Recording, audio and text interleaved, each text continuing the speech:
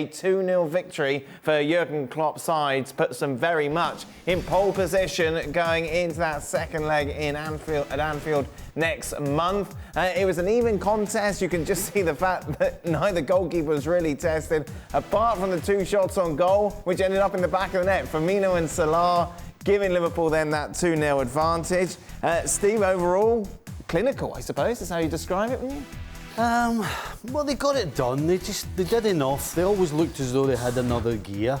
And I thought that probably 5 minutes in, I thought, you know what, if Liverpool really needed to do something here, I think they always had the gear in hand to change it up. Yes, Inter hit the bar. Yeah. But the truth is, Liverpool are in a different league to this Inter side. And as much as Inter probably won't see it that way, I think Liverpool were the best side overall. 2-0 flat at Liverpool, though, a little bit, though, Craig?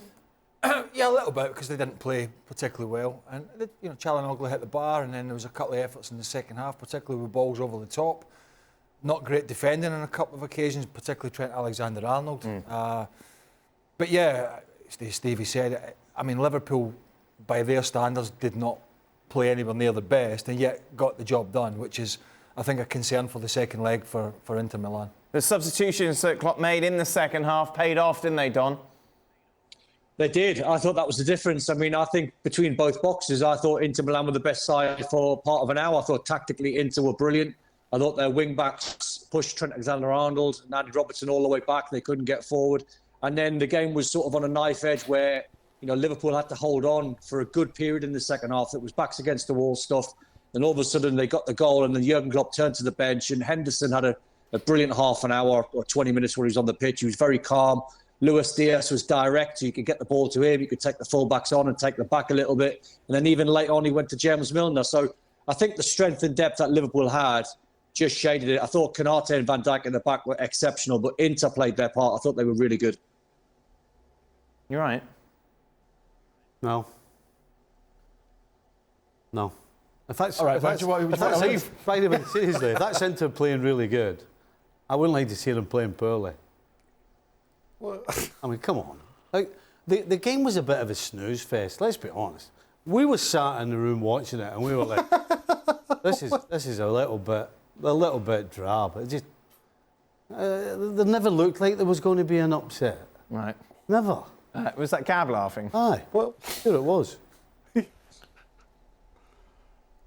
Well, it depends what you think very good is, doesn't it? Go on, Gab.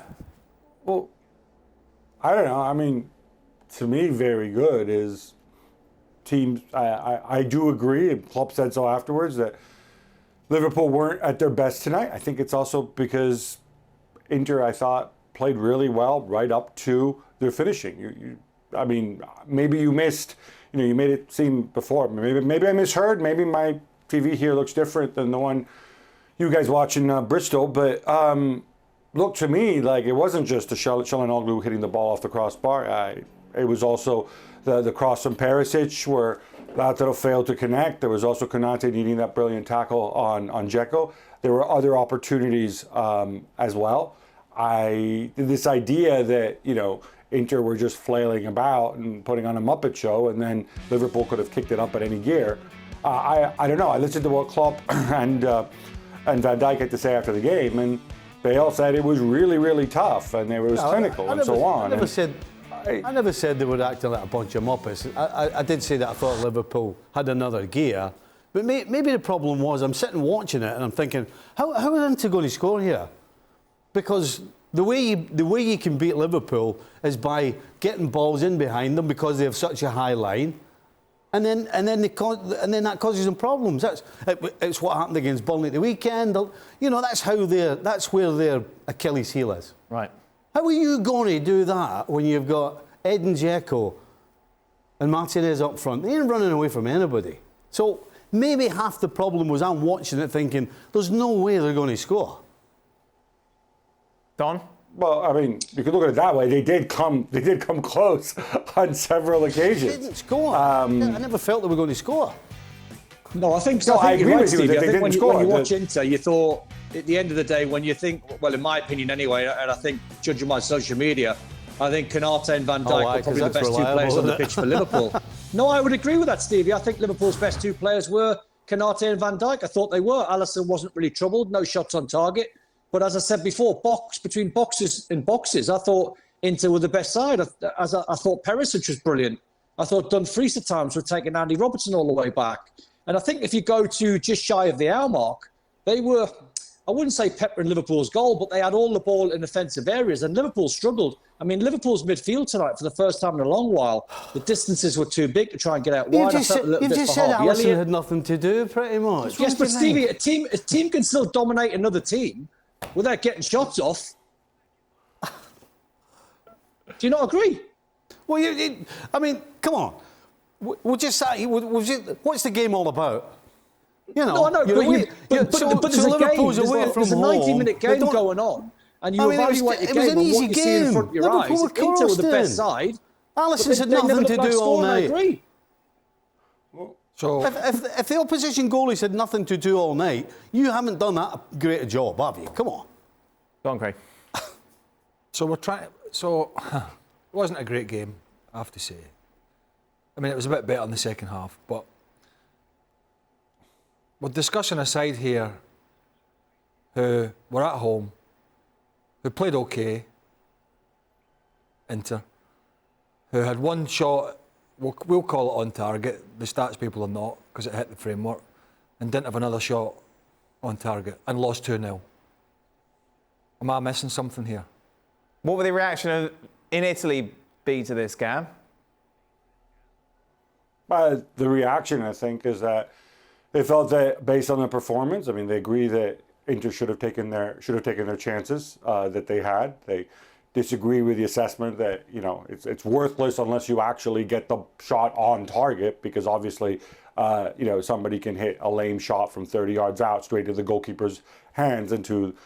It's weird because I'm kind of attacking the stats people here, which is normally on the other side. But yeah, look, that counts as a shot on target. Great, you know. Whereas, you know, you do really well to get into good position and screw it just wide, and that's not a shot on target. But no, the general sense is that actually Inter played well, and I think, you know, you have to put this in context. Liverpool are 9 points, 6 points if they win their game in hand, behind Manchester City, who right now are in a different stratosphere.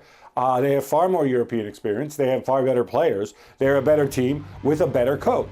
So the fact that Inter, who are a bit demoralized now with some of the recent results, like you showed in the derby against Milan, and have all the insecurities, and who have a new coach this season, and who lost their best player, and their second best player, and their third best player was suspended for this game, they went out there. They showed no fear. They created all sorts of problems with those switches out to the fullbacks. And then maybe they can't finish. Because guess what? Lukaku's not there anymore. Ronaldo's not there anymore. You have Dzeko, Lautaro Martinez. That's the reality. They feel good about themselves. So, you know, if you look at it from that perspective, to be told that it was boring and Liverpool were coasting throughout. I mean, Liverpool didn't have a shot on target either until the 75th minute, until a freaking set piece. Klopp himself said afterwards he put on Henderson and Keita precisely because of what Don said, because they were really struggling in the middle of the park. So I don't think Liverpool's game plan was not to have a shot on target either. So, you know, I think we can give a little bit of credit to Inter while acknowledging that Liverpool are a better team and they scored the goals, so they get the points, and deservedly so. Well, it kind of sounds like I was expecting a bit more than what the Italians were. Right. I was expecting I was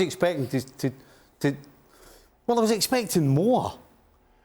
So maybe I started in the wrong place. Maybe I shouldn't have expected more. Well, it's funny because I was expecting more from Liverpool. Maybe I shouldn't have, having seen Liverpool's performance against Burnley, having seen the Liverpool's performance before that. But by the way, they never got a shot on goal. But other than that, they did really well. Because Liverpool are almost the best team in the land because they're just behind Man City. I started with the wrong expectations then, clearly.